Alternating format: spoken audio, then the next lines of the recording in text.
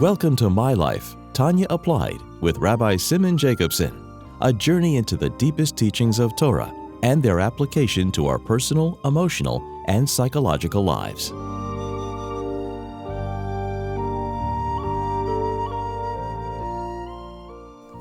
A good tavach, a good week. We continue our journey in the life-changing Sefer HaTanya. This program is made possible by Rena Lights LLC, and it's in honor and memory, sadly, of Rab Tzvi HaKoyen Kogan Hashem Yinkum Domei. We should only hear good news, and we should transform all the negative into even greater positive light, and we should all merit to the coming of Mashiach, the Gula Amitis V'Ashlema, especially through the learning of Tanya, Torah Shebiksav of Chassidus, Yefutzu Meinesecha Chutza, as Mashiach told the Baal Shem Tov, that he will arrive when your wellsprings, Yefutzu Meinesecha Chutza, will spread all over the world to the farthest outskirts of our civilization. So we continue. We are up to chapter 23, come to the end of chapter 23, close to the end, learning about the power of mitzvahs and then Torah in introducing a higher level of consciousness to our existence, to our world. Because the world itself is predicated on the fact that God concealed his presence, as we learned earlier. So even though divine unity is all pervasive and all encompassing, but we don't see it and we don't feel it. We could understand it, but we don't experience it. Avodas Hashem, of course, consists of experiencing that the divine should permeate us in the fullest sense of the word. But that takes avodah. But we don't come unprepared. We come well armed with an arsenal of mitzvahs and Torah. I say it in that order because in this Perek, it's Torah and mitzvahs. He goes in that order, with mitzvahs and Torah. Torah is Adaisu v'Kudsha Brichu Kul Echad, like he began the chapter.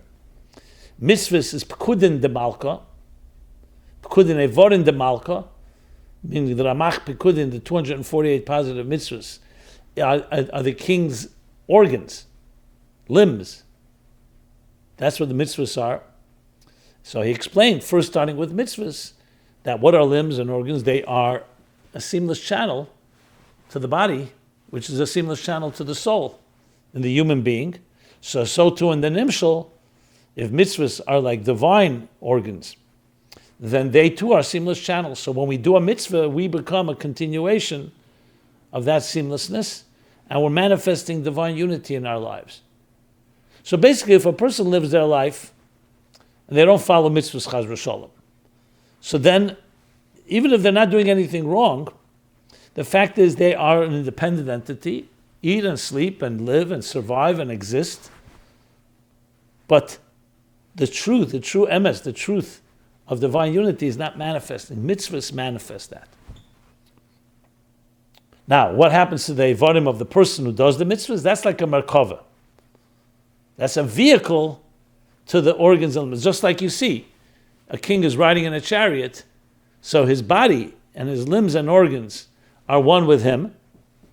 That's the mitzvahs. The vehicle that's carrying them, in this case, the person who's doing the mitzvah, is carrying and doing the mitzvah and performing it. He said, mitzvahs, that performs it, that draws that unity. But then there's a higher level of unity, called Torah.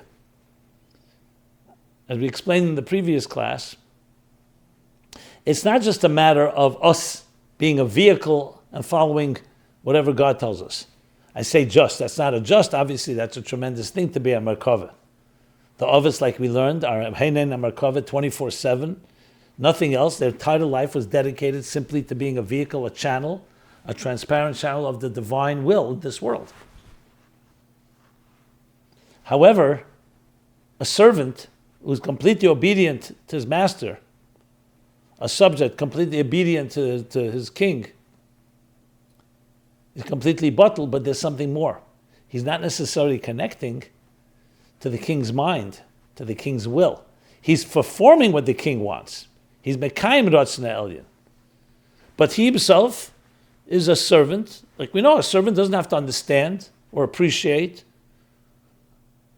Just has to hear, take the orders and follow orders. Torah opens up a whole new level of divine consciousness in our lives. Not just the action side, but also the machshava and dibur. As he begins, the first quality of Torah, and he enumerates several of them, he says, Ach ha-machshava v'hiru b'divrei Torah shebemeach v'keich ha-dibur b'divrei Torah shebepeh, shehem levushim ha-pnimiyim. These are the inner garments, not just maisa ha-mitzvus, which was with action. The inner garments of the nefesh halikis.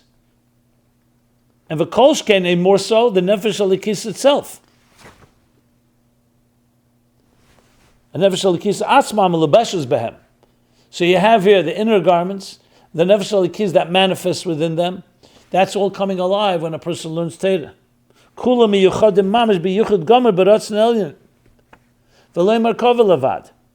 So when you're learning Torah and understanding Torah, like he said, machshav v'hira b'divrei Torah shemeach and keich hadibur, both with the thought and speech. What's happening? They are all joining in unity, in a seamless unity, with Ratzon Elyon. Not just like a Merkava, not just like a vehicle that's carrying the Ratzon Elyon, that's implementing and executing it. Ki Ratzon Elyon hu advar alocha atzma shemaharer u'medaber bei. Who? Alter Rebbe says twice soon to show.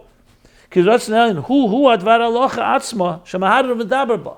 That's what he's thinking and speaking. So you could have a servant, or in this case a vehicle, let's say, that vehicle doesn't have, is following where the driver is telling it to go. So it's fulfilling the ratzon, the will of the driver, or the king in the chariot that's directing it, that's telling it where to go. That's correct. But you can't say who is the ratzon itself. When you learn Torah, you're learning God's mind. You're learning how God thinks, so to speak. And you're learning God's will. So you're becoming connected with that.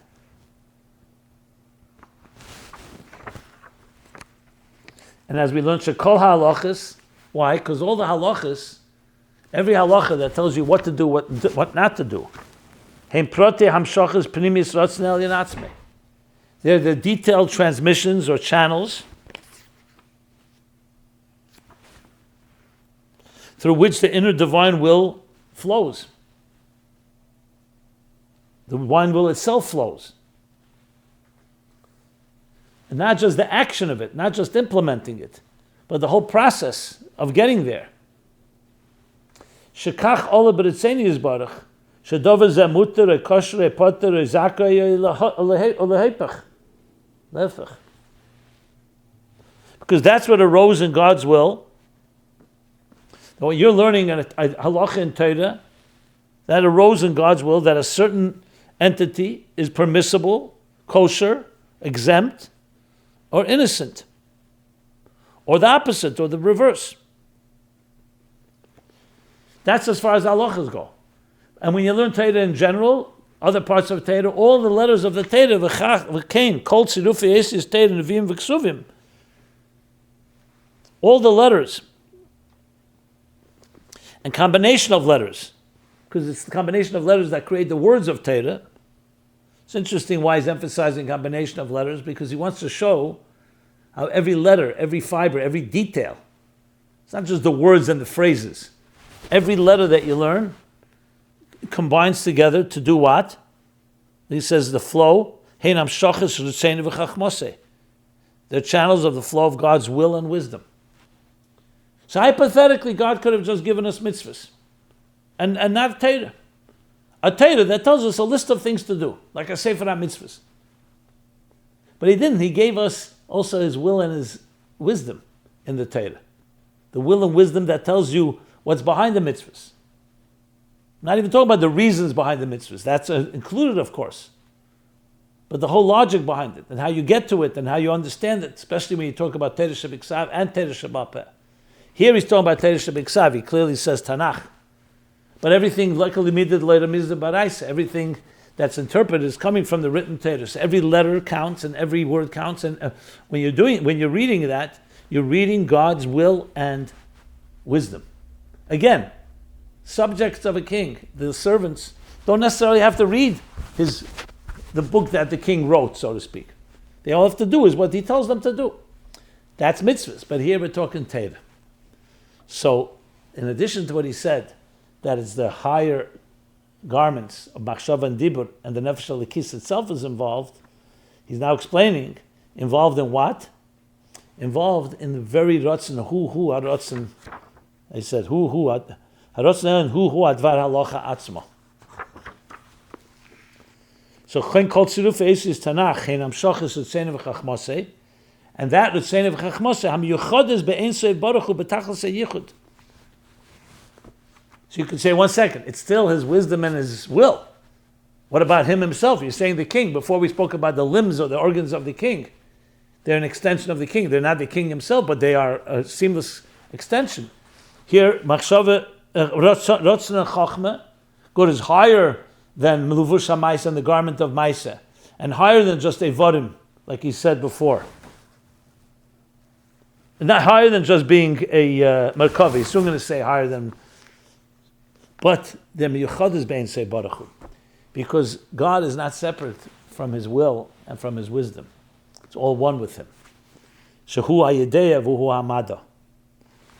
And he brings something he brought earlier in Tanya.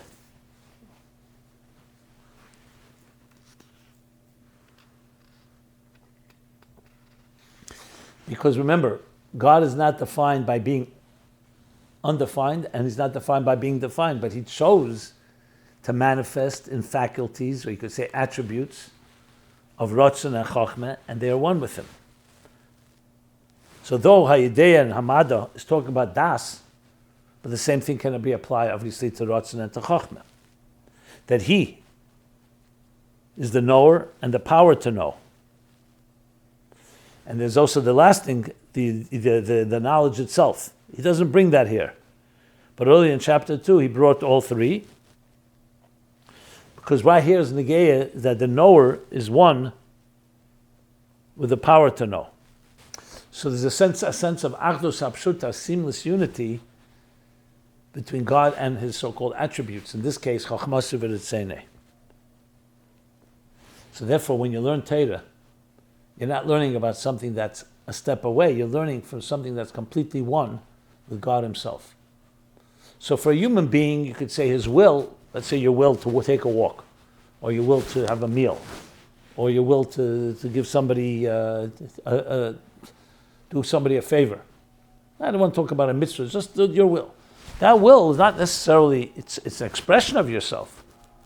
It's not necessarily one with your entirety. If you say your will, for example, to build a home, which it says, Ein Adam b'lei bayis, Ein Adam b'lei karka, a person, there you could say perhaps it's that rotzen is a rotzen atzmi. But regardless, rotzen and chachma of a person, because we are not all-encompassing unity, is somewhat a second step.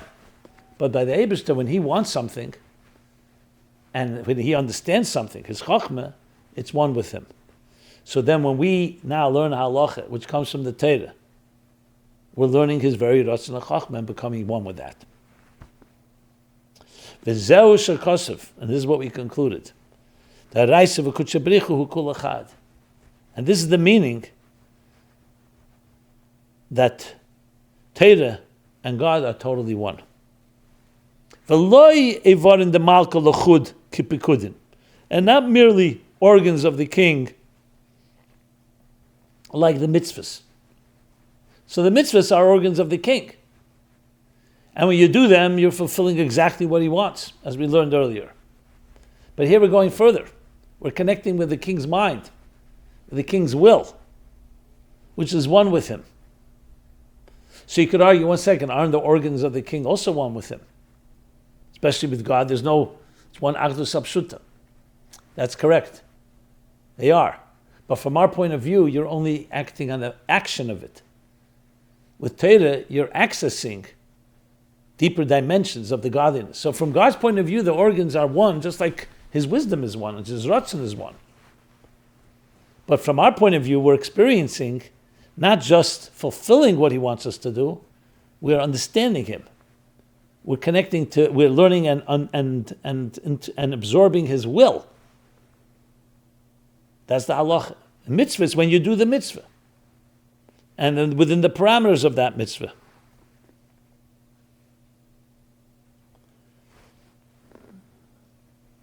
So here, as a result of that, it's machshava dibur, the higher garments, including with the nefesh alikis,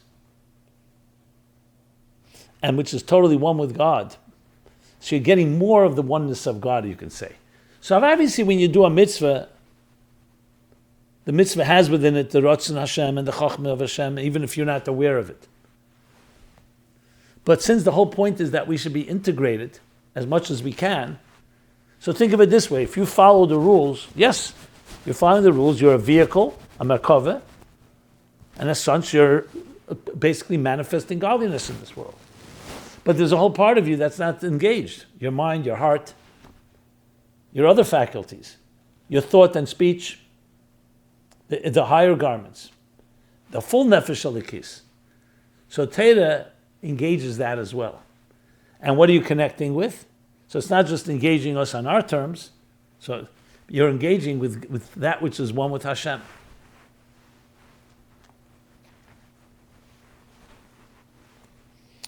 So the unity is far deeper, both on two ends. One, that Araisa v'kutshibrichu kul echad, and it's not just like his organs, the king's organs.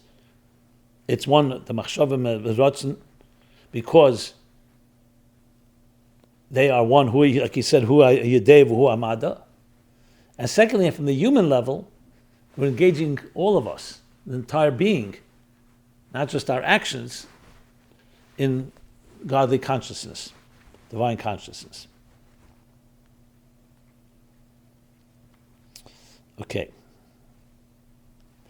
Now keep in mind, one more point. When you ask someone to do an action for you, you make them a shliach, you make them a messenger to do an act. So of course, shluchas shalom k'meisei, that action is considered like the action of the one who sent it. You make someone a shliach. It's not his whole being necessarily, even though there are different levels of shliach. But when you learn with that person, and you teach him, and he understands what you want, and he understands how you're thinking, your methodology, the connection is a far deeper one. That doesn't mean you can't make a shliach just for an action. But the connection is a far deeper one, because you're investing, not just telling him, do what I want you to do. You're sharing more of yourself. I'm talking about on a human level. On a human level, you're sharing more of yourself. You're sharing your mind, you're sharing your will. As I said earlier, a master doesn't have to share that with a servant. A servant doesn't need to know that. Same thing with a subject and a king. But Hashem wanted our relationship with Hashem to be a far deeper one than just Em kavodim. He also wanted em kibonim. We're like children. And children also carry the DNA of Hashem. Like we learned, we have the Ava Mesuteres and the Chelik Elikam Emal Mamish. So when we learn Torah, what's happening is Hashem is sharing with us His very being. Because Hu v'chachmasei echad, or what he said here, He's one. Kulim miyuchadim. He said miyuchad is be'ensei baruch hu, b'tachlis hayichud is what? Is retzene v'chachmasei. So when you're learning Torah, whether it's halachas of Torah or the asis, the tziruf asis, the combination of letters and the words that are in Tanakh, you're connecting with all of that. So this is not a contradiction. Mitzvahs, of course you connect. It's the organs, the limbs, the organs of the king that you're doing, and you're becoming a merkava.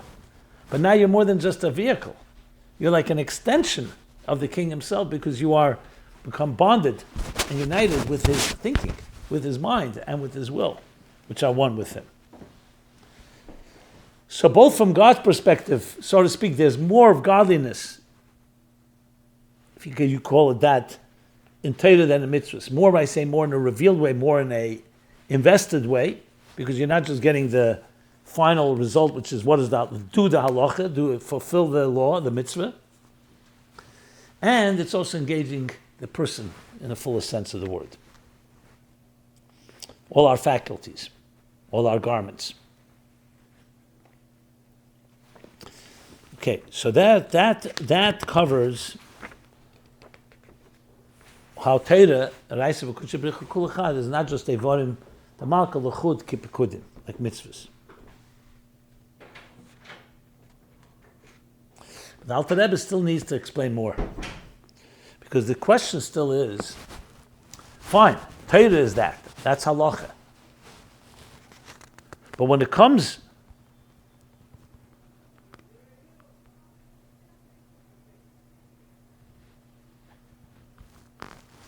to the person, at the end of the day, a person is a separate entity from God.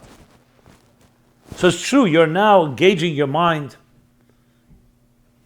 and your whole being with God's will and God's chokhmah, God's desire and God's wisdom. But how does it create that full unity between these two entities called us and Hashem? He now takes us back, and we understand the value and the importance of what he said in the earlier chapters. Back in chapters 20 and 21, the example of Diburei Yisbarach, the speech of God, how he creates existence, how that speech is completely nullified, but even more so in chapter 21, completely within God. When we speak to another. By God, there is no another. The other is only due to the tzimtzum. So in other words, the reality of God's unity is with us all the time. We're just not aware of it. So now he's going to explain, if that didn't happen, then you could say, okay, you know what? Fine, we try to bring as much godliness into our lives, but we're not fundamentally, seamlessly united. But no, that unity is there all the time. It's just we have to reveal it. Who reveals it? Torah. Because Torah is not subject to the tzimtzumim, the concealments that create for the duality of consciousness that we're separate. So then when we bring Torah into our lives, it's not just we're bringing another. We're actually revealing the inner unity that's there already. That's what the Alter Rebbe is going to say. So ma'aches sherotzne elyon ha-miyuchad be'ein sof baruch hu b'tachlis ha-yuchad. And being that this Ratzon divine will, which is merged in total union with God, like we said, b'tachlis ha-yichud, who begili legamri v'loy behester panim klal klal b'nefesh alikis. It's fully revealed in the divine soul without any hiding hester panim of God's face at all.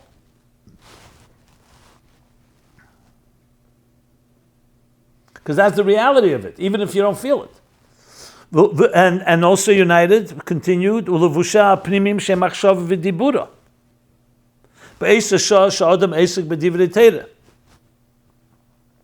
So when the moment when a person is involved with studying Torah, the words of Torah, his garments, thought and speech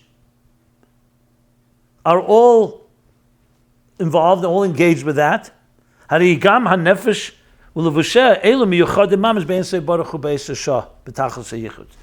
follows that the soul and its garments too are now an extension and are totally merged in a seamlessness with the godliness at that time when you're learning, at that moment when you're learning.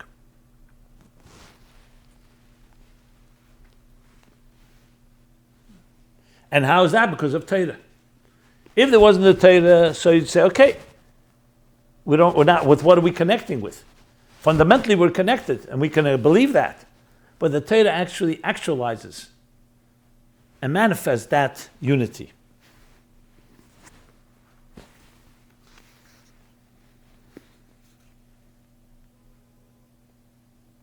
And now he says, Ki yichud, dibure machshavte shal Kadosh Baruch Hu b'muhusi v'atzmusi k'niske leil. So like he said earlier, we're in chapter 21, that God's thought and speech are totally one with his essence and self. Because that's the reality, that all of existence is really all one with him. So when you study Torah and you reveal that, it eliminates that concealment, that you too experience that same level of union. Ke'ein shum dover nifred, ki'im behester ponim keniske le'il. Because nothing becomes separate from God unless there's a hiding of God's face, the tzimtzumim we learned about. Kniskil, as mentioned earlier, in chapter 22. So we, the neshama, as it comes down below, become separate in our consciousness. And we don't feel that connection. Torah is not subject to that. So mitzvahs is just the actions. It's also not subject to tzimtzum, but it's only the action. In Torah, your whole being is engaged in what? And God's invested his rutzon, his will, and his wisdom, even though Atzmus is higher than that and beyond any will and wisdom, but he manifests there and it's one with him. So essentially, through Torah, we are countering and eliminating the Hester upon him, and therefore we are connecting to that fundamental unity that's there all the time and revealing it. So there you have the mile of Torah and its unity, the mile of its unity. So basically, he's going to speak more about what Torah does. We have here now those tools, instruments, whatever the word you want to use, that Hashem gave us, that when we come into this world, we can experience a higher consciousness than just existence and survival, through mitzvahs and even more so through Torah. But both are necessary. Later in chapter 37, he's going to explain why mitzvahs is critical, because it brings it into Maisa, dir b'tachtenim. But there he also explains the mile of Torah. Here, he's not yet talking about dir b'tachtenim, he's just talking that we need both. So we have mitzvahs and Torah.